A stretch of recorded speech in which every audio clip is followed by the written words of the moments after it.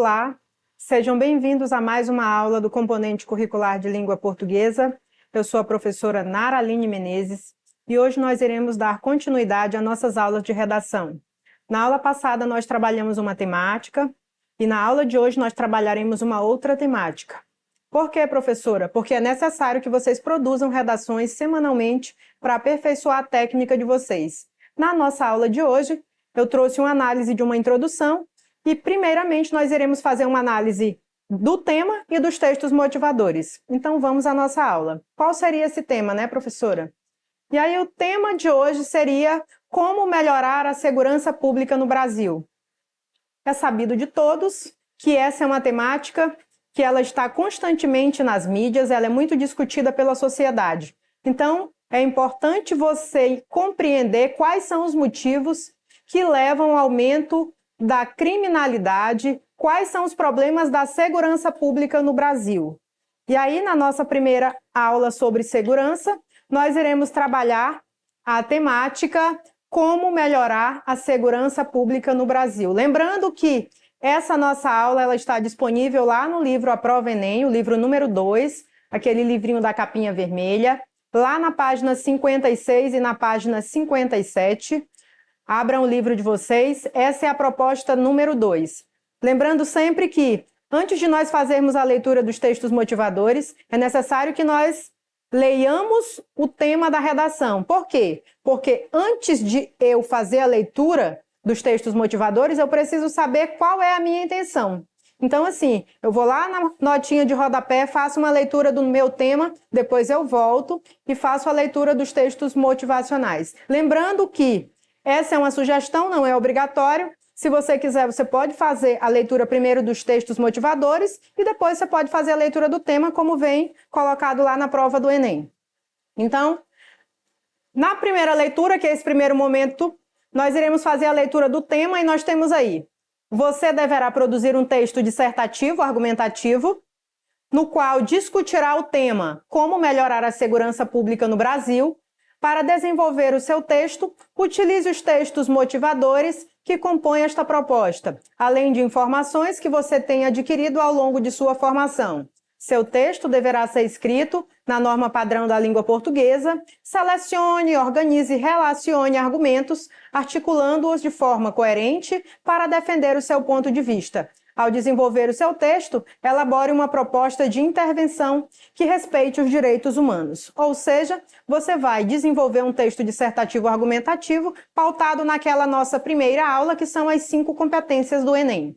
Então, agora nós iremos fazer a leitura dos textos motivadores e fazer uma discussão desse texto. Porque hoje eu trouxe uma introdução pronta de uma redação que alcançou 980 pontos, para que você entenda que não é uma coisa difícil, não é um bicho de 7 cabeças, é uma coisa simples, desde que você compreenda a estrutura e como é feito o processo, usando sempre o seu conhecimento, aquilo que você já adquiriu ao longo da sua vida, ok? Então vamos à leitura dos textos motivadores. O nosso texto número 1 é um texto um tanto quanto extenso, porém muito interessante. Ele inicia da seguinte forma: na última década, a questão da segurança pública passou a ser considerada problema fundamental e principal desafio ao Estado de Direito do Brasil. A segurança ganhou enorme visibilidade pública e jamais em nossa história recente esteve tão presente nos debates, tanto de especialistas como do público em geral. Os problemas relacionados com o aumento das taxas de criminalidade, o aumento da sensação de insegurança, sobretudo nos grandes centros urbanos, a degradação do espaço público, as dificuldades relacionadas à reforma de instituições de administração da justiça criminal, a violência policial, a ineficiência preventiva de nossas instituições, a superlotação nos presídios, rebeliões, fugas, degradação das condições de internação de jovens em conflito com a lei, corrupção, aumento de custos operacionais do sistema, problemas relacionados à eficiência da investigação criminal e das perícias policiais e a morosidade judicial, entre tantos outros, representam desafios para o sucesso do processo de consolidação política da democracia no Brasil. Observe que o texto ele é extremamente rico.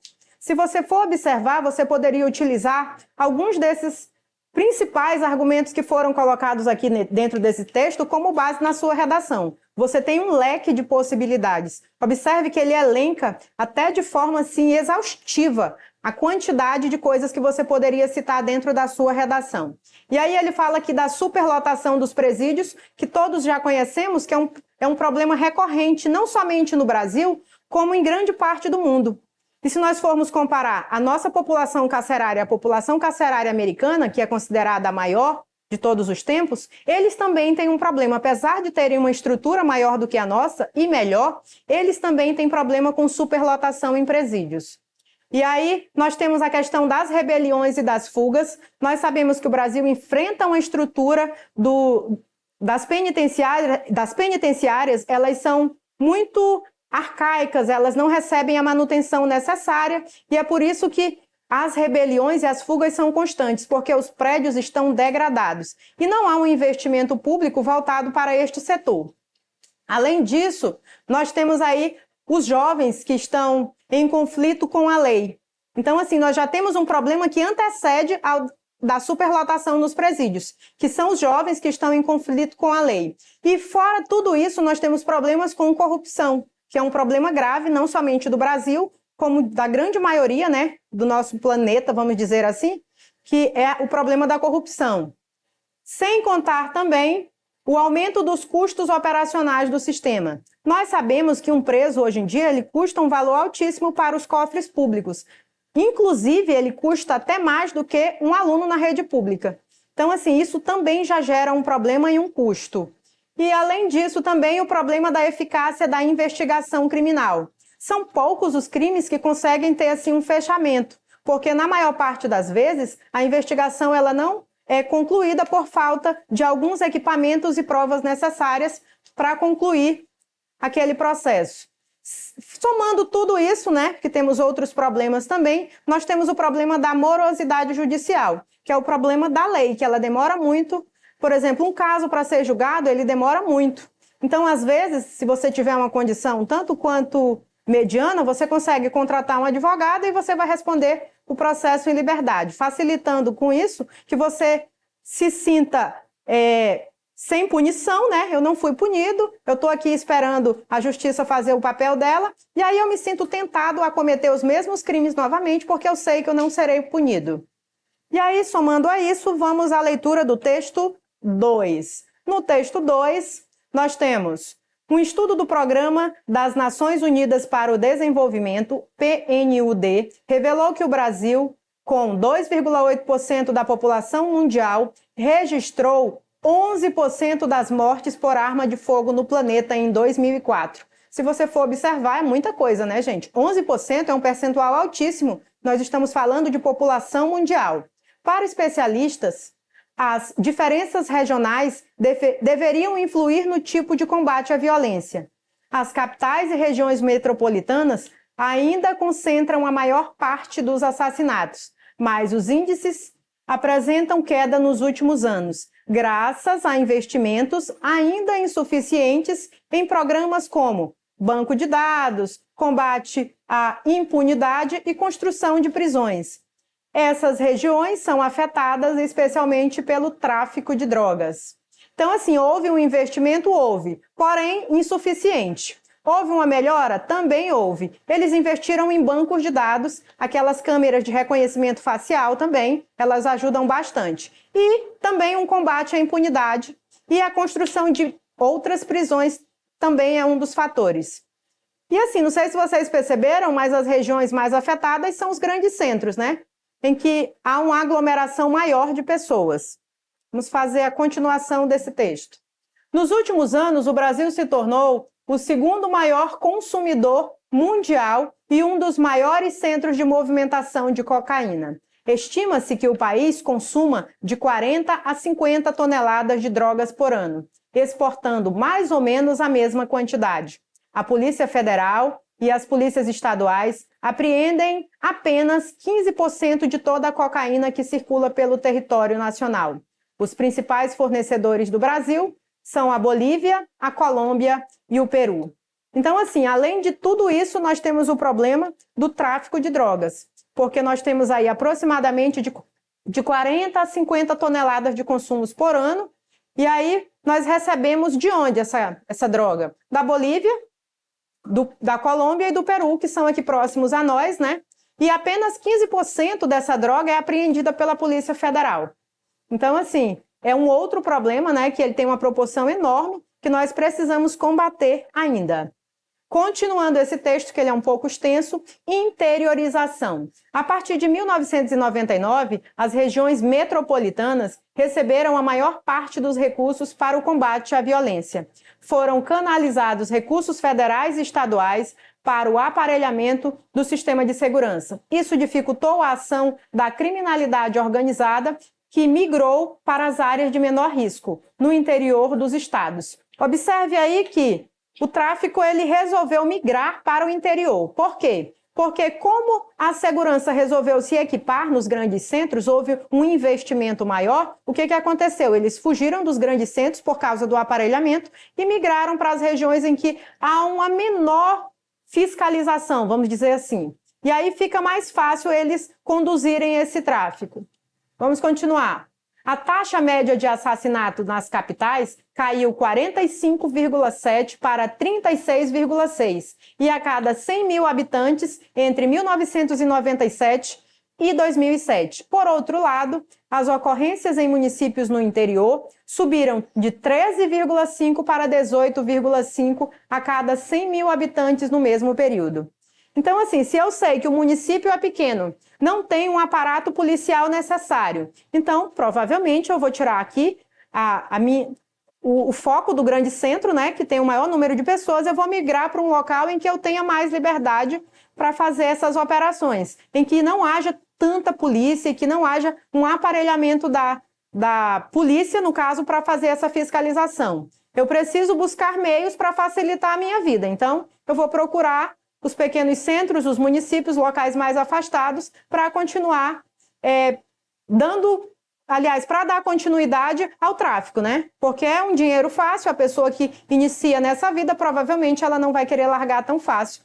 Então é necessário que, além dos grandes centros serem aparelhados, os municípios também precisam ter um olhar diferenciado, porque já que eles saíram dos centros e migraram para os municípios, é necessário que o Estado se volte para os municípios também e a fiscalização comece também pelos municípios. E agora nós faremos a leitura desse infográfico que vai falar sobre o mapa da violência. E um dos primeiros requisitos para que essa violência aumente é a omissão por parte do poder público. O segundo poderia ser a educação precária, porque tudo começa na escola. Se a educação fosse de qualidade, com certeza esse jovem sairia preparado para o mercado de trabalho, haveria condições de emprego, de uma vida mais digna, e ele não precisaria ingressar no mundo da violência, no mundo das drogas, e simplesmente seguiria o caminho correto, aquilo que ele aprendeu, aquilo que ele foi treinado para fazer. Nós temos aí também a corrupção, nós sabemos que o nosso país ele tem um índice altíssimo de corrupção. Nós temos a exclusão social, que aí nós temos uma grande parcela da população que vive à margem da sociedade. Nós temos a desigualdade social. Nós também podemos falar da desestruturação familiar. Nós sabemos que a maioria das famílias elas vivem de forma desestruturada, às vezes sem uma mãe, às vezes sem um pai, às vezes sem os dois, colocam os filhos na rua para pedir, né, gente? Isso acontece muito. A questão do desemprego, que é altíssimo, as pessoas, às vezes, elas procuram emprego, mas, assim, de tanto tentarem e não conseguirem, elas ingressam, por exemplo, no mundo do crime por falta de oportunidade. A questão do tráfico, que desde cedo ele fica aliciando os jovens que convivem ali ao redor. As drogas e, por fim, o preconceito. Essas são alguns dos fatores que são responsáveis pelo mapa da violência no nosso país. E agora, né, porque o nosso tempo é um pouco curto, nós faremos uma análise de uma introdução, ok? Vamos à análise da nossa introdução. Essa redação, ela alcançou 980 pontos, tá? E aí, eu trouxe uma introdução, porque o tempo é curto, e aí não daria para trabalhar o texto por inteiro, porque eu deveria trabalhar, no caso, a temática para vocês produzirem a redação de vocês em casa. Então, vamos lá. Ele inicia a introdução fazendo uma citação, né, ao filme Tropa de Elite. Afinal de contas, ele está falando dos desafios da segurança pública no Brasil. Então, ele diz assim, no filme Tropa de Elite, são tematizados, entre outros assuntos, os inúmeros desafios do sistema de segurança nacional. Observe aí que ele inicia o texto, ele faz uma contextualização com aquele filme que eu acredito que grande parte da população brasileira já tem assistido, e aí ele contextualiza o tema com o filme. Isso mostra que ele já trouxe um conhecimento que é dele, uma coisa que ele não precisou, por exemplo, ser uma coisa que ele não conhece, é uma coisa que ele conhece, mas que ele pode utilizar dentro do texto dele. Gente, é uma coisa simples. Não adianta você querer reinventar a roda. Você vai usar aquilo que você sabe.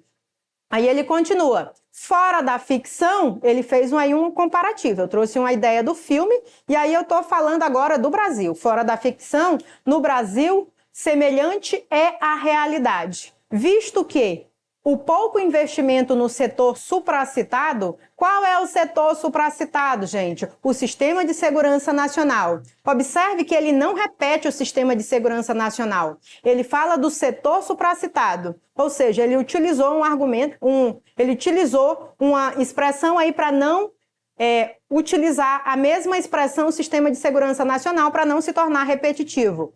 Aí ele continua. Bem como a ausência de uma educação expansiva e qualificada intensificam essa problemática. Aí ele já deu as duas teses que ele vai trabalhar nos dois desenvolvimentos dele. A primeira tese foi, fora da ficção no Brasil, semelhante é a realidade, visto que o pouco investimento no setor supracitado, essa será a tese 1 trabalhada no primeiro desenvolvimento. Existe pouco investimento no caso, em segurança nacional. Por isso que a violência ela é tão alta. Essa questão da impunidade, as pessoas praticam os crimes e sabem que não serão, por exemplo, responsabilizadas porque não tem um investimento apropriado para pegar esse bandido, prender e ele cumprir a pena de forma completa. Porque nós sabemos que existe uma superpopulação carcerária e isso impede que a pessoa, por exemplo, cumpra uma pena inteira, sem contar que isso gera um gasto muito alto para o Estado. Então, assim, ele cumpre geralmente uma parte da pena e a outra parte ele cumpre em liberdade, ou então ele utiliza uma tornozeleira eletrônica e vai ser um monitorado, correndo o risco de cortar a tornozeleira e fugir também. A tese número 2, bem como a ausência de uma educação expansiva e qualificada. Então, essa é a nossa tese número 2, é o que eu vou trabalhar no meu segundo desenvolvimento, que é a segunda tese, que, assim, se houvesse realmente um investimento em educação e ele fosse pleno e ele fosse expansivo, ela fosse de qualidade de fato, esse jovem sairia apto ao mercado de trabalho e aí esse mercado ele tinha que estar pronto para receber esse jovem, né? Porque o que acontece é que as pessoas se frustram, elas terminam os estudos, não têm mercado de trabalho e aí algumas vezes elas migram para o mundo do crime.